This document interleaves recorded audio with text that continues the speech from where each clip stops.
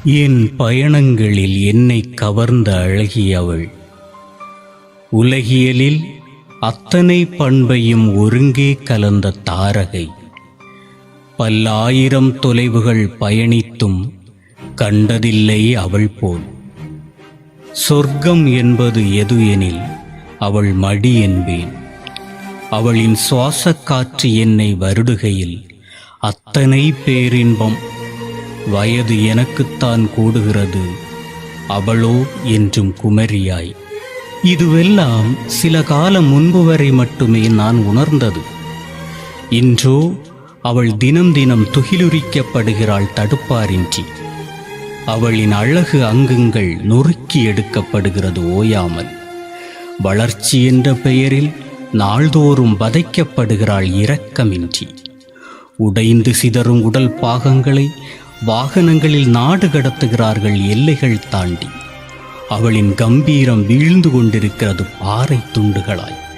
பச்சை பசேலென ஆடை அணிந்திருந்தாள் கனிமவள கொள்ளையரின் கண்ணில் படுமுன். ஆடைகள் கிழித்தெறியப்பட்டும் அமைதியாக பார்த்து கொண்டிருக்கிறாள். ரணங்களினூடே சோக கீதம் வாசிக்கிறாள், யார் காதிலும் கேட்காமல். என்னை வதைக்கிறாய் என வருத்தமில்லை எனக்கு, உனக்காகவே வருந்துகிறேன். இனி புயல்வரின் எங்கனம் உன்னை காக்கும் அரணாவேன். இதுவரை பூகம்பங்களை கண்டதில்லையே, நீ இனி என் செய்வாய்? மேகங்கள் தடுத்திட மலைக்கரங்கள் இல்லையே, எப்படி மழை பெறுவாய்? நீ வளர்ந்து வாழ்ந்து விட்டாய், உன் குழந்தைகளுக்கும் தாய்மடி நான் தானே.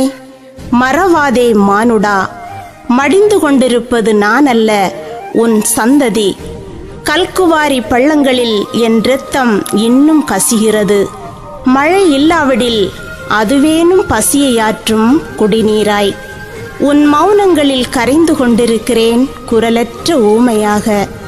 வளர்ச்சி தேவைதான், ஆனால் அதற்கு வருங்காலம் வேண்டுமே. கல்குவாரி கையவர்களே, எனக்கோர் கேள்வி உண்டு உங்களிடத்தில். என்னை அழித்து அடுத்த மாநிலத்திற்கு விற்கிறாயே தயங்காமல், அங்குள்ள மலையழித்து விற்பனை செய்திட முடியுமோ உன்னால்?